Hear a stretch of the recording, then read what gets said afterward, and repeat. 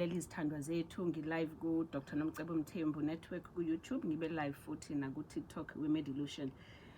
Anti yeah, njengoba angazi ukuthi awareness yini ngesizulu uqwashisa siyaqwashisa nge-stroke anti. Yes. Ngoba i-stroke yazi ukuthi eSouth Africa abantu bawu240 a day abantu abashawa i-stroke, and kulabo bantu oyedwa kwabathathu okusho ukuthi around 80 labo bantu baba ne-disability, ngoba phela i-stroke esinye siyakushaya kanti siyakuwonisha nje sibuye sikiyeke futhi, uyabona.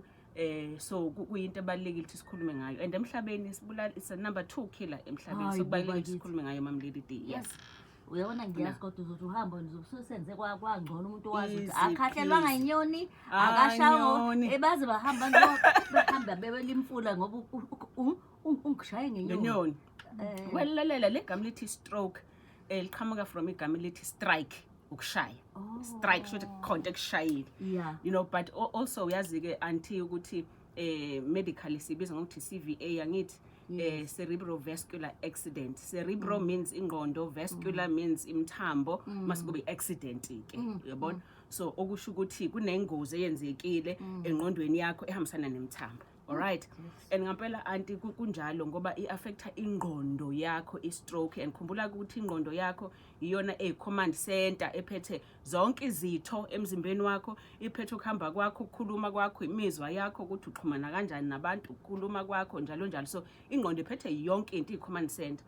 So uyabona ukuthi if kunento eseyenza manje ukuthi i-command center kube nenkinga, leyo ndawo eyikhomandayo sinenkinga ke emzimbeni wakho ke manje. Alright, now so kubantu abaningi mhlambe ezintathu mhlambe ezimbili inhlobo ze-stroke Mama Lady D. Khona uhlobo lolothola ukuthi kunomthambo, ngoba ngithe ingozi eyenzeka kwingqondo nemthambo. So either umthambo wakho ublockile or umthambo wakho uqhumile kopha igazi, okay, meaning ukuthi manje leyo ndawo esupplyayo igazi lisupplya kuleyo ndawo siyifile ngoba litholile igazi, ayilitholile oxygen elisegazini nomsoco edingakalayo. Mhlambe nje if singase silinganise, ngithe kade ngidrive ngize la ngikwi traffic liku N3 ngacabanga ngathi yasengqondweni umuntu maseshawa i-stroke kuba kanje. Kuba njani? Uyabona mhlamba imagine ukuthi ingqondo yakho Mama Lady D idolobha elibhizi nje, eThekwini noma eThekwini idolobha elibhizi nje. Alright, and umgaqo nomgaqo khona la kule dolobha uhambisa i-oxygen nemsoco ukuze umzimba isitho la esupply khona engqondweni siphile. Alright, now imagine ngekuthiwa kuleli dolobha njengoba libhizi kunemoto kuvele kwenzeke into emgaqweni. Alright, okusho ukuthi imoto asakwazi ukudlula, so kune traffic ke manje, so kublockile.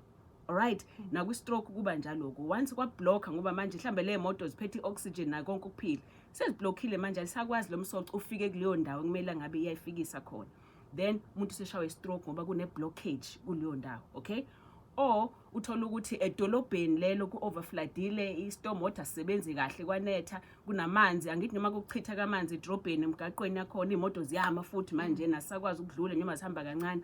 So yenye futhi inhlobo ye-stroke leyo ukuthi la edrobheni kuvele kwa-overflooda nje amanzi, amapayipi asevisiwe njalo njalo, then sokunenkinga. So inhlobo ze-stroke ke lezo Mama Lady D. Okay, now